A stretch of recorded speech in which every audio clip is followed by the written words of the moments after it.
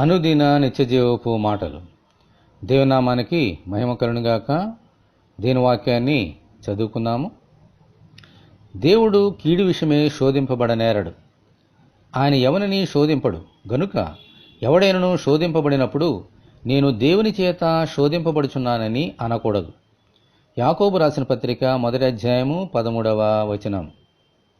ప్రభువు బాప్తిసం పొందిన వెంటనే 40 దినములు అపవాది చేత శోధింపబడ్డారు. శోధనలు ఎప్పుడూ అపవాది దగ్గరుండే వస్తాయి. అందుకే వాడికి శోధకుడు అను పేరు వచ్చింది.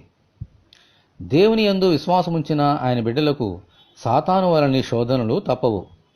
ఈ సత్యమును గ్రహించి ఆ శోధనలు ఎదుర్కొన్నప్పుడు దేవుని చేత శోధింపబడుచున్నానని అనకూడదు. ప్రభువైన యేసు శిష్యులు ప్రార్థన చేయుట మాకు నేర్పించమని అడిగినప్పుడు వారికి ప్రార్థన నేర్పిస్తూ మమ్మను శోధనలోకి తేక దుష్టి నుండి మమ్మను తప్పించుము అని నేర్పించారు. ఆమేన్, హల్లెలూయా. అందుచేత శోధనలను ఎదుర్కొన్నప్పుడు ఆ శోధనలను తప్పించి వాటి నుండి జయమునిమ్మని దేవునికి ప్రార్థన చేయాలి. దేవునికి స్తోత్రము కలుగునుగాక. ఆమేన్. ఇటువంటి కృప కొరకు మనమందరము దేవుని వేడుకుందాము. శోధనలను జయించిన ప్రభువా మీకు వందనములు.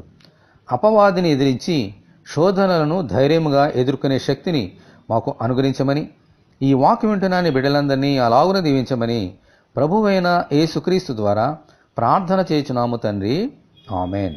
తండ్రి అయిన దేవుని నుండి మన ప్రభు అయిన క్రీస్తు యేసు నుండి కృపయు కనికరమును సమాధానమును మనకు కలుగునుగాక.